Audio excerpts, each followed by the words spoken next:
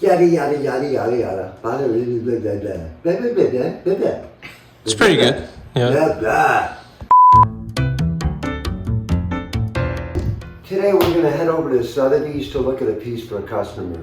And it's something that we often do. We recommend a piece, and before we 100% recommend it and then bid on it, we have to make sure that the condition is good, that the provenance checks out. And I want you to be part of that process and kind of see what I go through as I am authenticating an item. So let's head over to Sotheby's right now. Catch an Uber or a Lyft.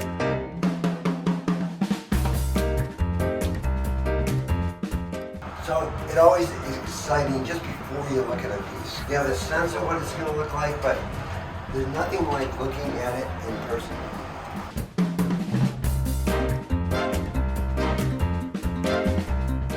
It's always nice to look at things also when you actually have no people around. You can really look. And also, you're at a public exhibition. You don't want people to know what you're looking at, especially if it's a major piece, because you give away the fact that you're on it. We don't even know if we're on the shot. But I have spent some time looking at it, and this is my last look at it before the auction. I've already gone over enough to know that the brasses are absolutely original, wonderful, wonderful brasses. They're fabulous, and brasses are important because brasses like this cost extra. They're imported from Birmingham, and these are original. A lot of times they get it replaced because this bothers people, the fact that this lost a piece and lost a piece up here. But these, when you pull out the drawers, we quickly find out, let's find one that, well, we find out that there are no other holes where they drilled something all the way through, and the witness on this surface, the witness is wonderful. And most importantly, if you look at a brass which has already been removed from the drawer over here, we look at the color of the wood underneath, and we get it in the light, we see that it's a reddish color, and that's the way it should look. That's the way it looked when it was first varnished. When Daniel Spencer first constructed this and mounted these brasses on it, he would have had it varnished. And so this is the original plant resin varnish under here. And because these brasses are, when this came off, it was the first time they've been off. Because and this is a wonderful, it gives you a wonderful idea of what this appeared as. The front is slightly yellowed because of exposure to the sun, which would slightly bleach the piece, but again, only slightly. I've seen pieces that are completely blonde because they were in the sun for years and years. They got swept by the sun, they were near a window. But here we have this great form with these applied shells here. These are carved out of pieces of mahogany. They were glued on there. Let's pull this out. You can see the seam right here, right where it was applied, and that hasn't been moved. All the tool marks are there. The original tool marks from the saw that cut this piece of mahogany, and it's been sliding in and out of the case for years. So all that evidence is there, and it matches up with the abrasion that's over here in the case, in the drawer divider. So if we put the drawer back, I want to show you quickly the feet. As you look at the feet, you know that the feet are really important, because this is an extremely heavy piece made of chestnut and mahogany. Usually you get foot issues with something this heavy. It was supported by the blocks that are underneath, the vertical glue blocks that would have taken most of the weight, the back here. And all of these are original, in fact, and that's a wonderful thing. But let's look at the facings, which for the most part would have floated. Just, you can almost put a piece of paper underneath one of each of these facings because they did not bear weight. But we have here in front an original foot facing. This is all original, hasn't been touched. And that's really important because you know what this volute looked like. And this is a critical part of the piece's design. it repeats itself up here with this incise scroll, and it again repeats itself here on the inner shell, the intaglio. And so it's a motif that is critical to the design of the piece, and it's part of it's kind of a signature of Providence and Newport pieces. So that foot facing is original. Let's come over to the other foot facing. That's been replaced from here down. And we can also tell from the inside because the tool marks are different, the color of the wood's different, but most importantly, in the front here, the grain changes direction. It's slightly sloped upwards here, and it's horizontal here. So we know that that piece of wood is replaced. On the side, this piece of wood is also replaced, we can see. And from the tool marks and from the grain. Then they didn't try to cover up anything, they just replaced it. And as well, this piece back here is a replaced piece. So you have the bottom part here, on the side replaced, and bottom part of the front. And let's come over to this side here, and we have this a little about an inch replaced right there. And finally, in the back, we have this absolutely original foot facing right here. Just really in wonderful shape. Look at the color of the first of all, underneath as you look at it, this is all what you want to see underneath. It just has one missing horizontal glue block, but the color on this foot facing is darker here, and it goes up to a reddish color here. It's dark because when people clean the floor, dirt got up on it. So there are layers and layers and layers of, there's all the stratigraphy of the surface, all the varnish, all the wax right there. And then come up to the side with these original carrying handles, and we have the original handle. On the back, quickly, chestnut board. I run my hand on that, and I feel that it's hand planed chestnut. But you want to see these rose head nails, and these brads that are here from, again, 1770 or so. And so the original nails are there with the addition of some round nails. And finally, the shaped chestnut brace on this here, which is shaped just like the front feet, but only the mice could see. The proportions are wonderful. It has these 3 drawers, graduated drawers, underneath this larger shell drawers. A lot of these models have just one deep drawer coming to here and another drawer. This has 3. What that does is add another row of brasses.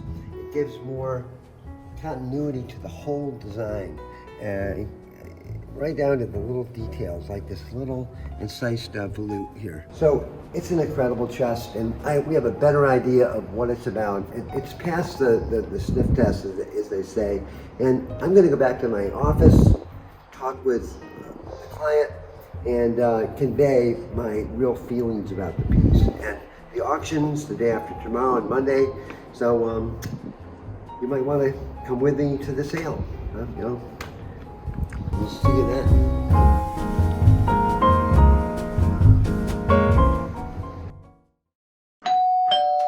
We got just a few minutes. The sale starts in like 5 minutes, and this is lot 1515, so 15 lots into the sale.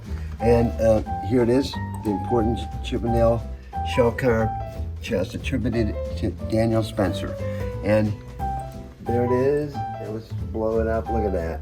Let's go over and buy this little cutie. It's always nice to have the paddle with you. I got it last night. I took it with me. Should have passed it then, but it's nice to have it because we registered. I can just walk in and start with it. So it's that easy. And we have the green light from my client to just buy it. And no matter what. And I don't think there'll be huge competition. It is a Newport 3 shell. I say Newport style, but made in Providence, of course, by Daniel Spencer. And right now we have traffic. Worst thing to do, worst thing to have happen before an auction, when you're heading over and you have just minutes to get there, is to get stuck behind a garbage truck. That is the worst. That's like, I've had that happen. So I've literally sprinted down the streets to an auction, like running into the back of the room and, just put up my hand without the paddle. Because over the years, things happen, Against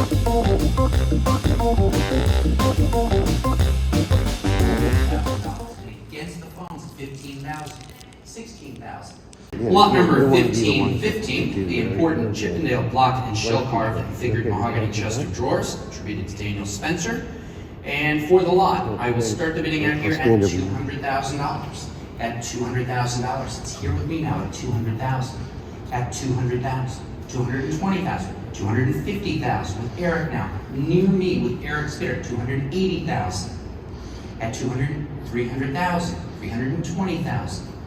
In the room now, $320,000, and against your bidder, Eric, $350,000 here with Eric at $350,000, $380,000 in a new place at $380,000, $400,000, $420,000 at $420,000, $450,000, $480,000, $500,000, $550,000, $600,000. Hold on, $550 right here now. At $550 seated, $600,000, $650,000. At $650,000 now, seated on my left at $650,000. And against your bidder, Eric, at $650,000, $700 here first, $750 seated, $800 standing. At $800,000, $850,000. Now with your bidder, Eric, at $850,000, and against you both, $900,000 in the room. At $900,000. The gentleman standing in the room at $900,000. At $900,000. It's against you seated, and against your bidder, Eric, at $900,000. It's still here in the room at $900,000. At $900,000. Are we all done? At $900,000 then, it's now the gentleman's bid standing in the room at $900,000. We all done, and fair warning now, and selling to you, sir, at $900,000. Sold for $900,000, pedal $853. Thank you very much. Great. Lot number Very 1516 happy. Great. for the Called the City Walk. That's called a Happy to a 3-shell Providence, Rhode Island chest. Walk. It's like that.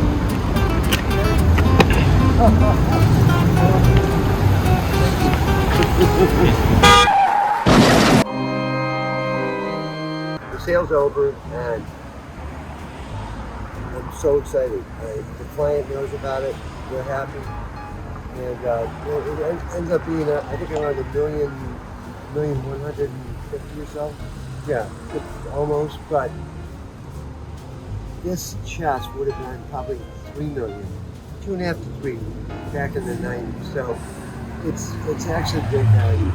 And another one might not come up for 10 years, 20 years. You don't know. 3-shell chests never come up, never. Great ones like this with the original glasses and finish line. I mean, it has everything. So now we're gonna go to the candy shop, which has the best breakfast in New York. They're on Lexington Avenue and 82nd Street. And if you mention my name, I get 10% of your bill. So mention my name, Leigh Keno, L-E-I-G-H-K-E-N-O. Yep, write it down, please. Okay.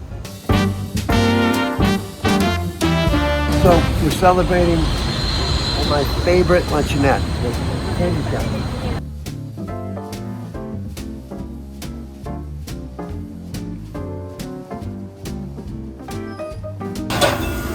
Breakfast in New York.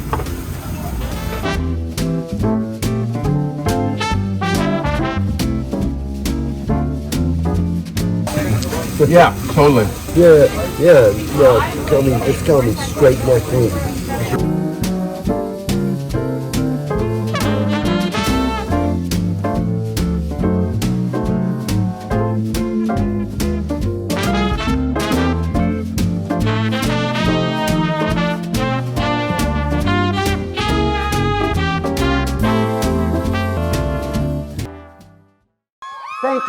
Thank you so much. Thank you. Thank you very much. I'll be right there. I'll be right with you. Yep, I'll be right there. Hey, if you like the video, subscribe to the channel and hit the like button. I also love comments. Okay, thank you. Gotta go. Yes, I'm back. Yeah, yes, thank you very much. Yes, where were we?